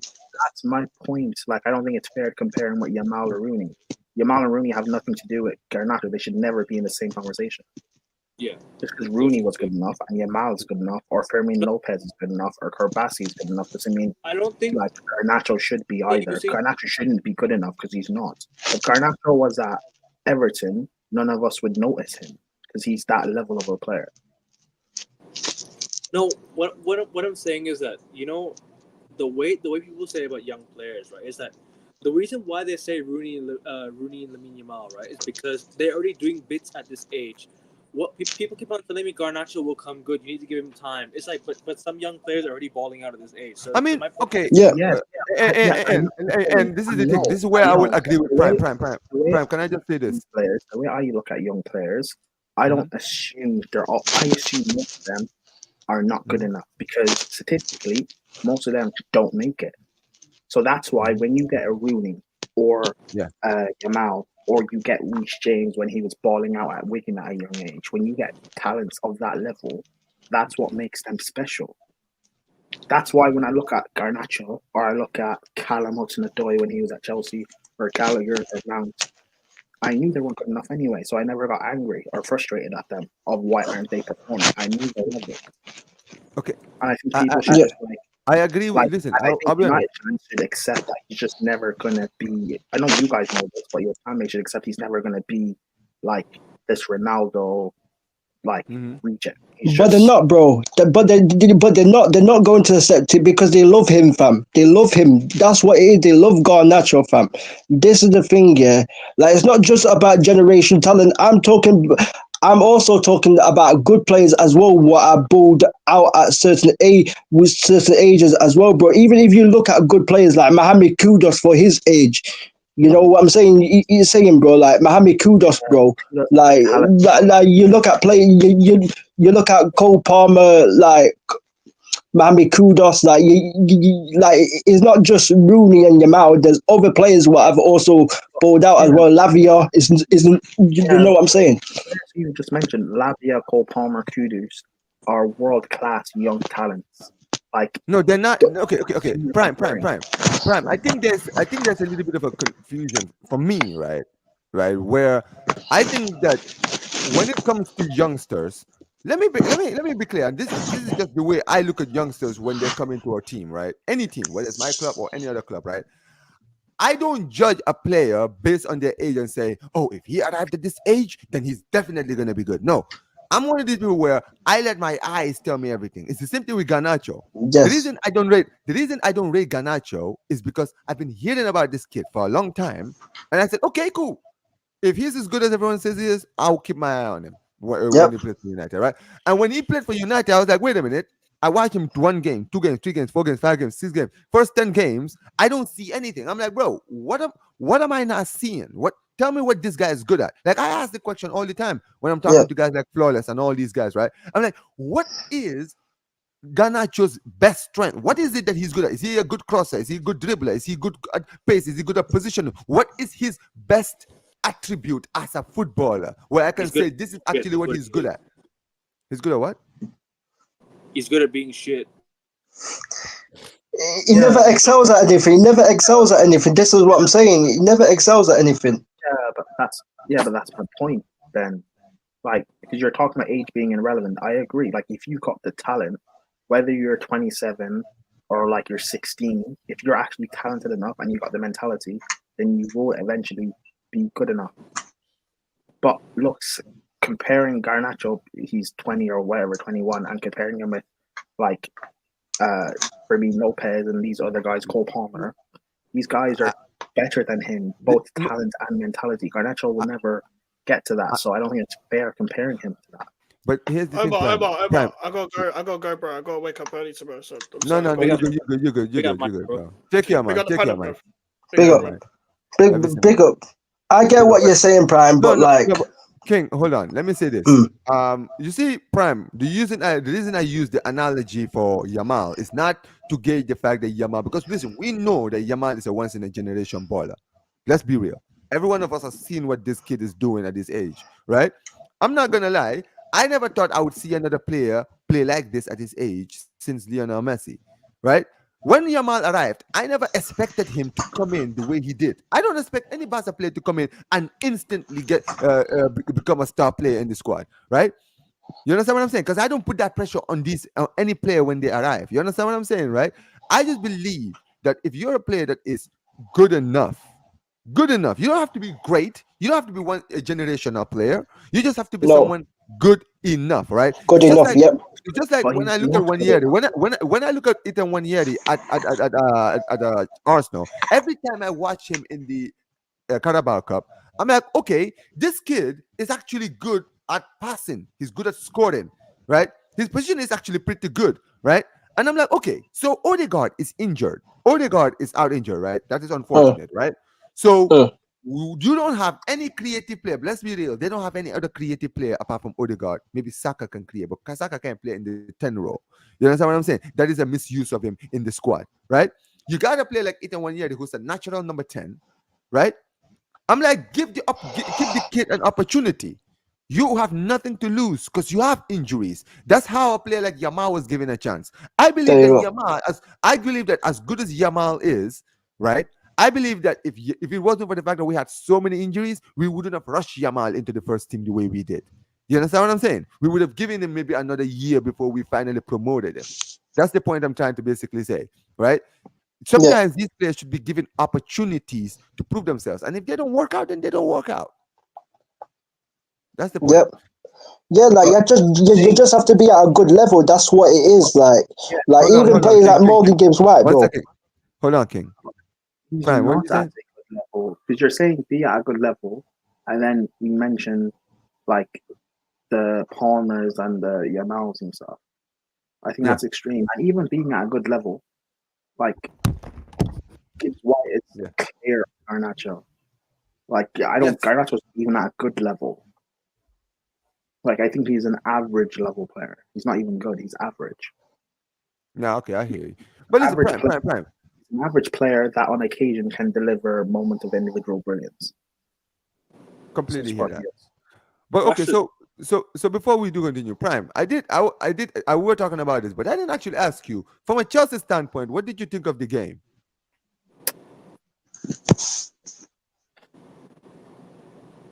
I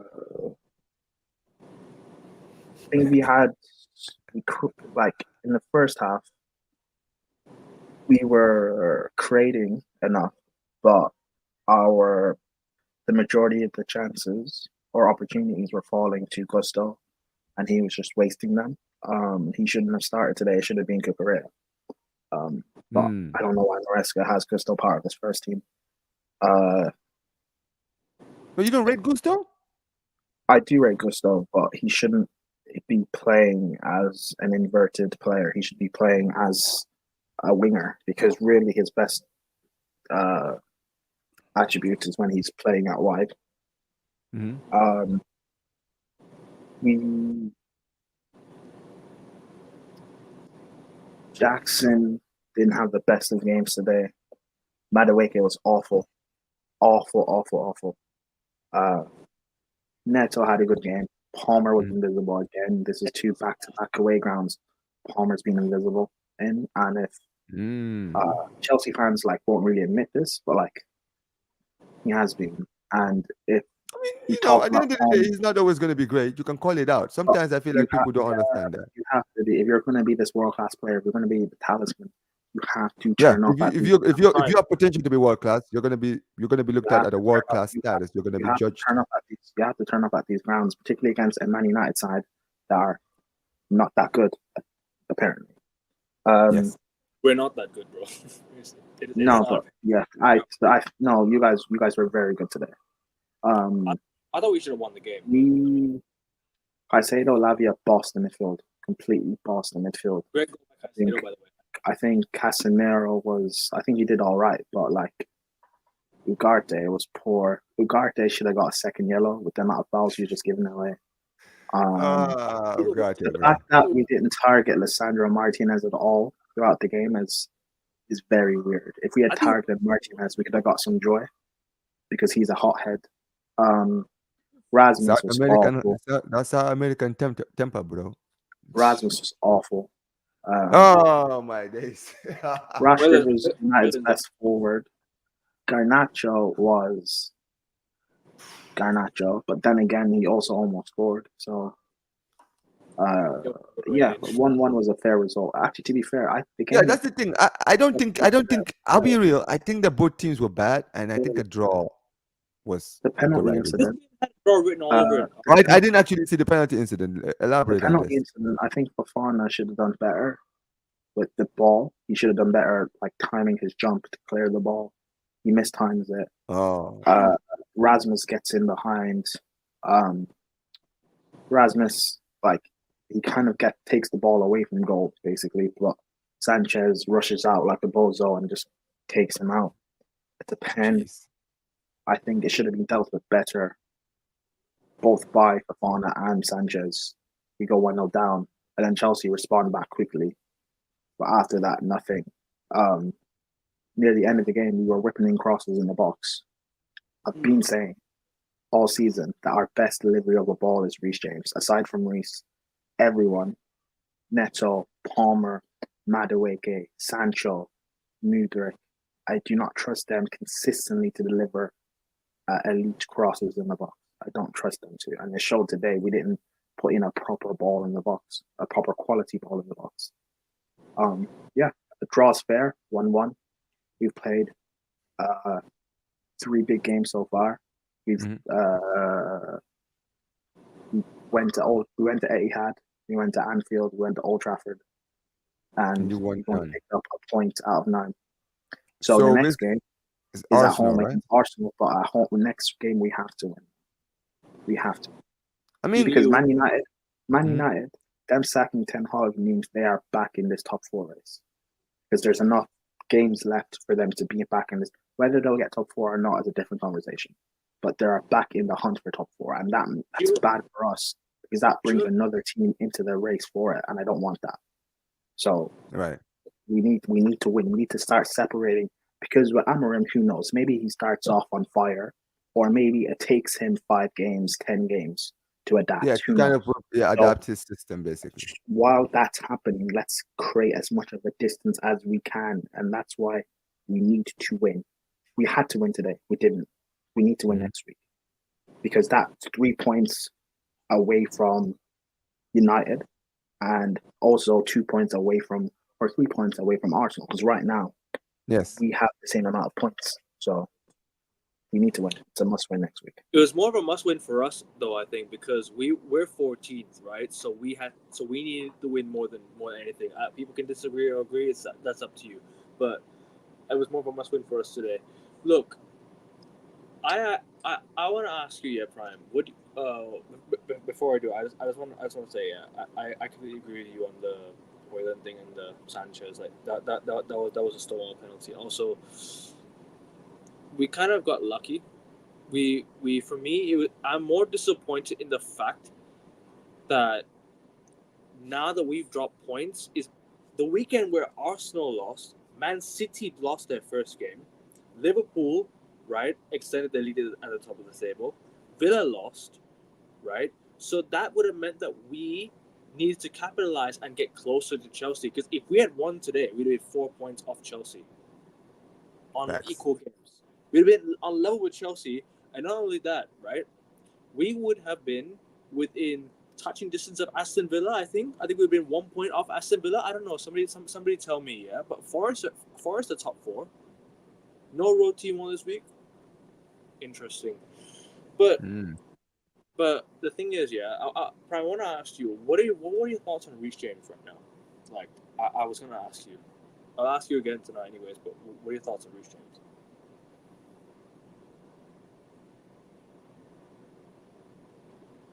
Reece James, I thought he had a brilliant game today. Like he was one of our best players on the field. He had a brilliant game. Like No, it was, no, yeah. Basically, I think he just wanted to know basically your opinions on Reece James, but yeah, yeah, no, I know. I know. I mean, like, oh, he why? wants to know why, and he wants to know why you're asking.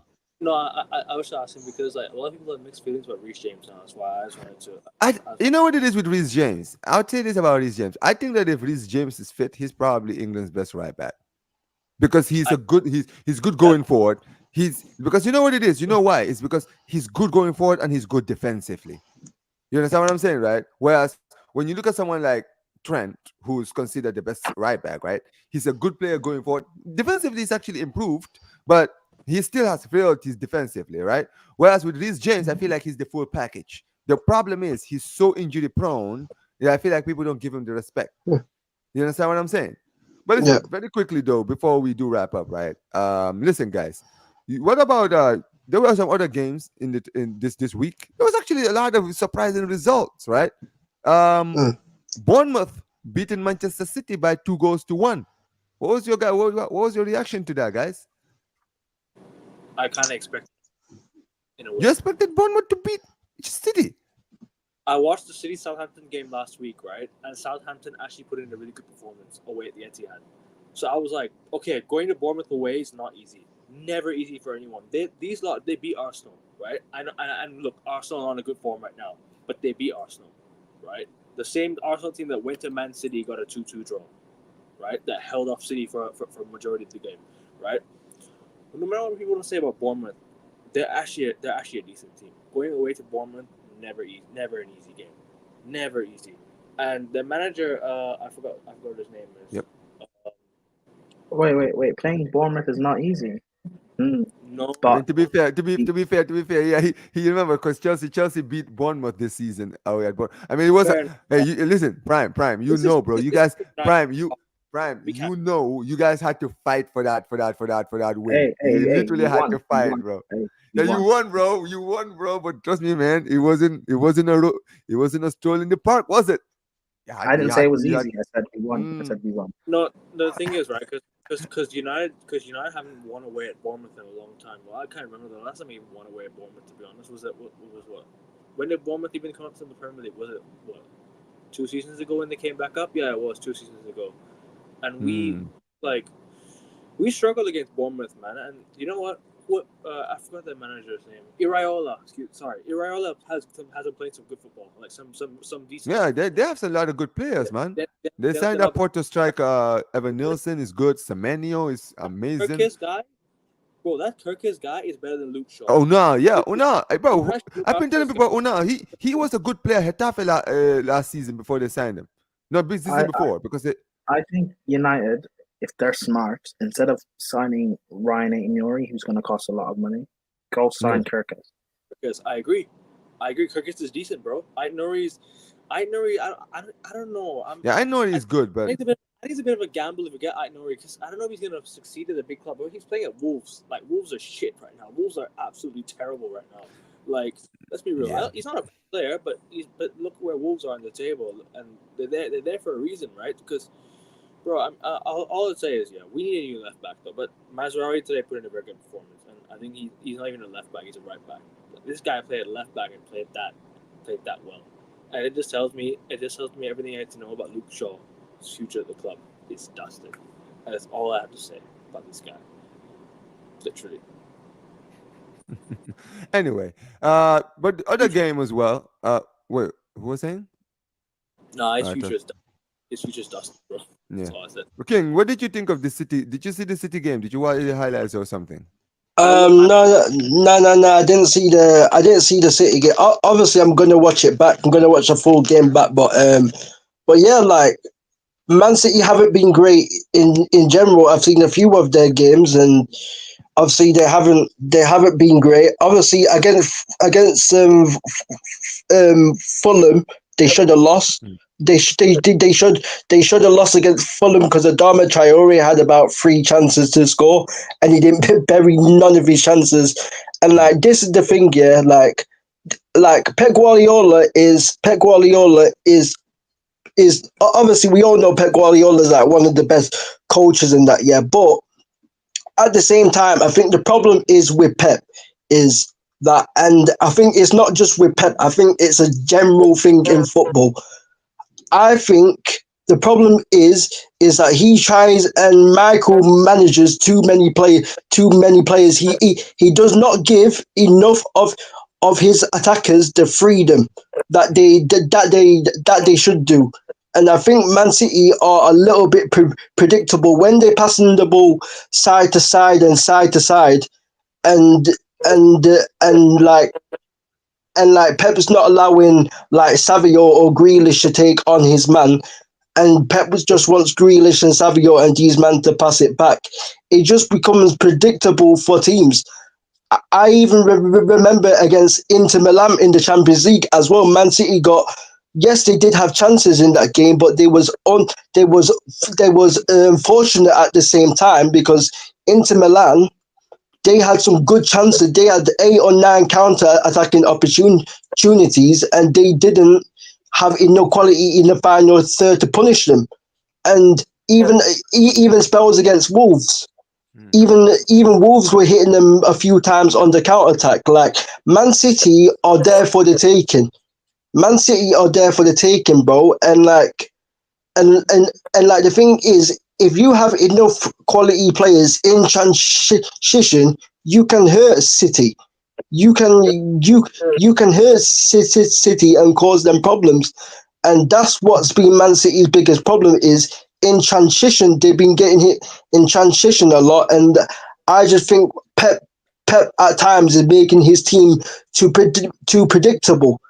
That's why I said that about Michael managing it. It's not just a Pep thing; it's a general thing in football. But more players just need to be given the freedom because you will know this, Omar. Because like 10, 20 years ago, players were given the freedom in the final third to figure it out and figure out what they should do with the ball.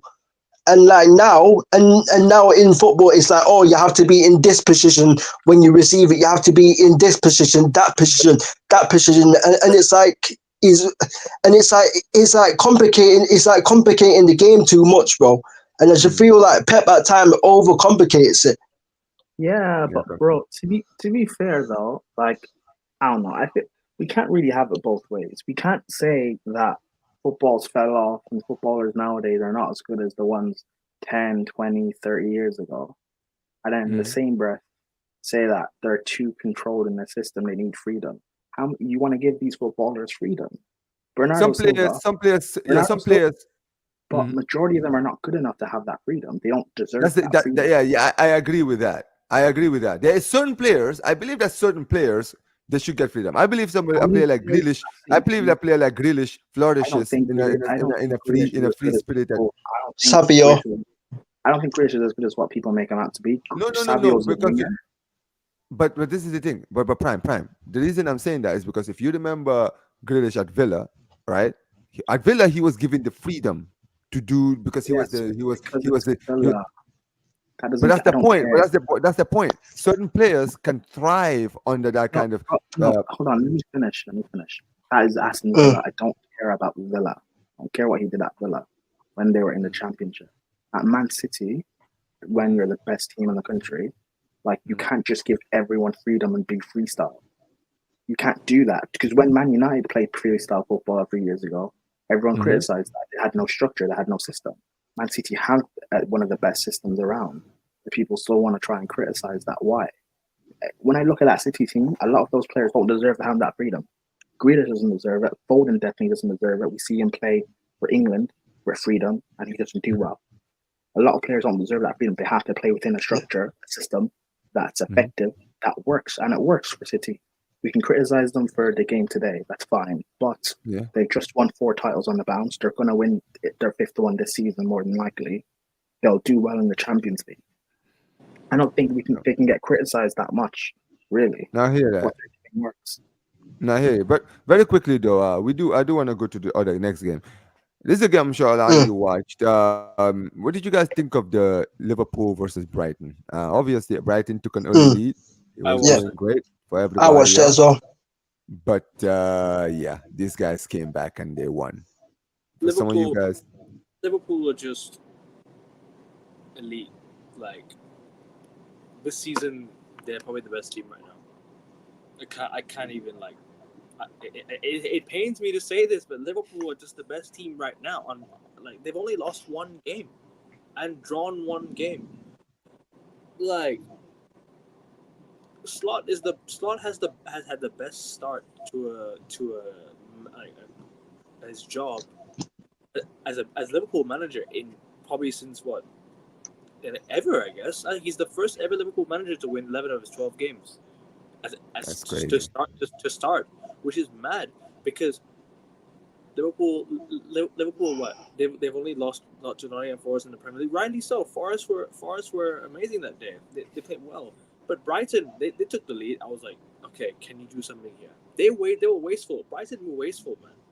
Yeah, They were very wasteful, man. They could have easily been 2-0 at one point. They really could have yeah, been two. The game should have at least ended in a draw. But Liverpool just find a way to win, and that's why they're top of the league right now. And that's why, for me, spoiler alert, Liverpool winning the league this year. It pains me to say it, but they're winning it this year.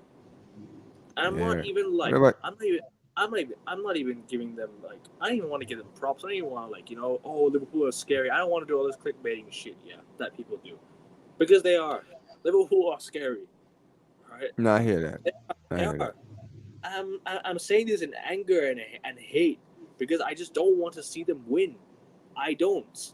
And my football club, I've gone back so many years. It's like I'm looking at my rivals doing so well, and my own club are not doing as good. It makes me envy. I have so much envy with these lot, man. But we need to catch up soon, man. Liverpool looking good, man. Fucking hell, Yeah. they're top for a reason. They deserve to be there. I can't even deny it. yeah. I watched the game as well. And it was and yeah, like Kevin said, but Brighton could have been 2 or 3. And then what, bro? Bro, like the thing is, yeah, obviously they got the goal. They got the goal, and that what there's a great finish from Kagi Oglu, but obviously he had a chance straight after he had a half chance straight after what went over the bar as well, fam.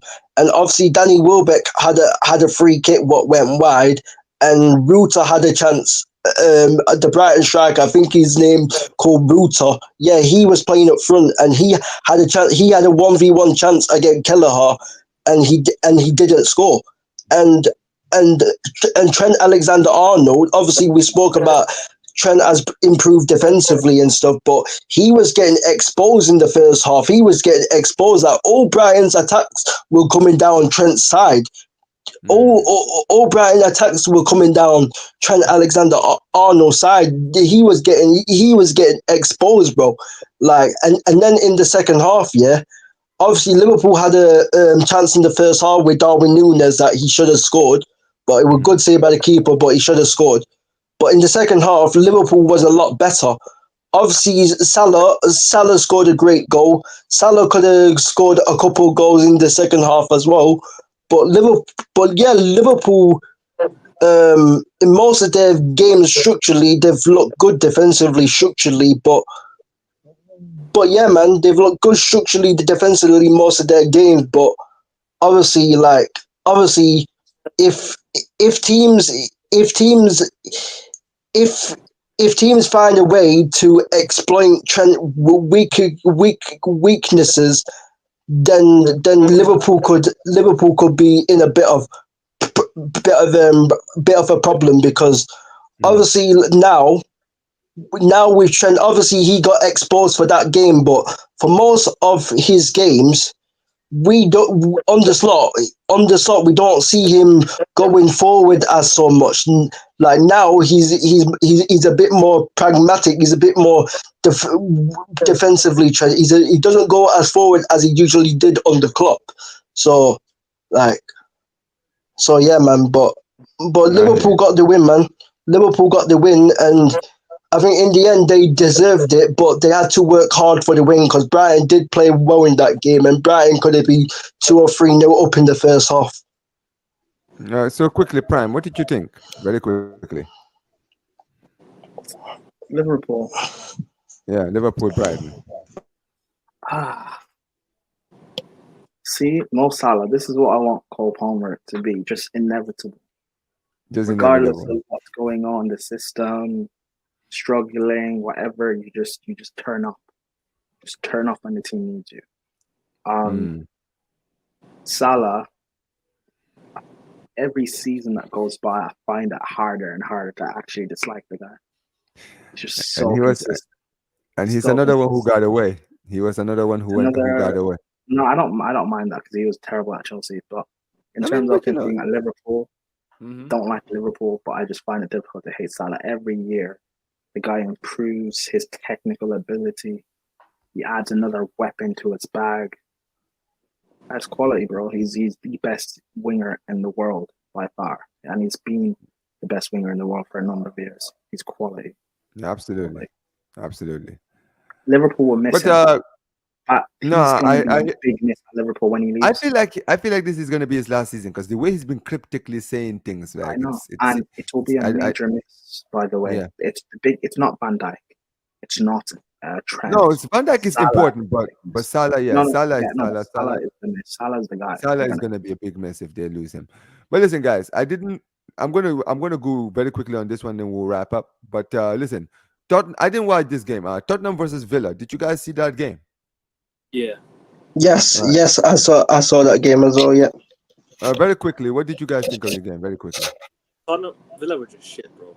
They had a That was a surprise. I'm not gonna lie. The fact that they lost 4-1, that surprised me when they. I did tell you on my channel though Tottenham were gonna beat Villa, even though, like I didn't tell you. No, I knew.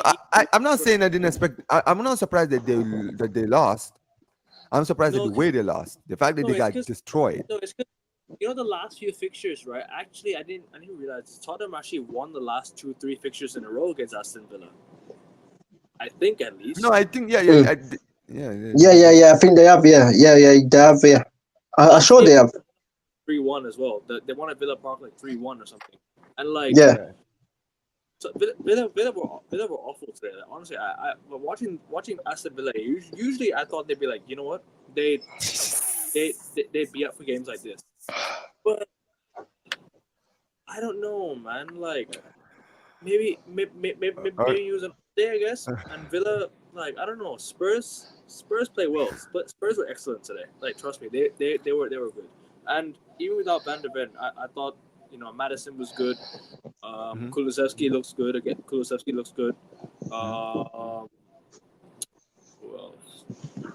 Johnson. Okay. But you know what it is? I think Spurs have games like these under their belt. But then they're gonna go and lose to someone again next week. It's Tottenham. They'll man, they're not consistent enough, are they? They're not. They're not. But Prime, did you watch the game? I'm sure you know. I know it's Tottenham, but what did you think of the game? I thought Villa would beat Spurs 3-1 because of Dragic being injured. But they won. Credit to Spurs. uh, you know, you drop that finished forward Son, and all of a sudden Spurs look good. I mean, I've been hearing that, but Jess said it last week though. Son has now been playing a lot of games, and they have been losing games too. It's not like his absence has been impacting defeats or the losses because I feel like it's the same consistency we've seen. I don't think Son is necessarily the problem, honestly, for me. But listen, guys, I am on. Yeah, we are gonna have to wrap up because I'm not gonna lie, I'm starving right now. I actually came back from work from like an hour ago. I didn't even get a chance to eat. But listen, guys, this been actually been an amazing show. Big up to you, King. Big up to you, and go subscribe. Listen, guys, go subscribe to his channel, right? Manchester United fan, go subscribe to him. Big up to you, Prime, every single time. Main member of the True Ballers FC, starting 11. But yeah, listen, guys. This has been another amazing show. We will redirect to Sarcasm City TV to Flawless. Go and make sure that when you guys get there, go and put Flawless is a G. Go and put their Omar rate. Make sure you guys put their Flawless is a They G got because everybody flawless, man. Yeah, big up Flawless because everyone says Flawless is a fraud, but Flawless is a G. Make sure you guys, when you guys go yeah, there, man. make sure you guys put Flawless Sub to, is a G hey, over there, people, guys. sub to Omar as well. Sub to Big up. Omar. So This guy out here doing bits, and also subscribe to me. Subscribe to Yeah, A. go subscribe to his channel, guys. Make sure you guys go subscribe to him. yeah, Okay, go and guys. show the man them support, man. You know what I mean? Yeah, Go and show the man them support, bro. That's what it's about, man. every You'll see single these guys time. on my channel as well, man. You'll see all three of them on my channel. So Yeah, yeah, yeah, yeah, yeah. You see us there too, man. But listen, Yeah, guys, yeah. amazing show, man. Big up to Mike's as well, who left. Make sure you guys go subscribe Max as to well. Mike's Yeah. channel as well. Go subscribe to his channel as well, guys. Like I said, guys, amazing show. Make sure you guys like the video, subscribe, turn on notifications, share this on all platforms, and peace, you guys. Take care. Peace us out.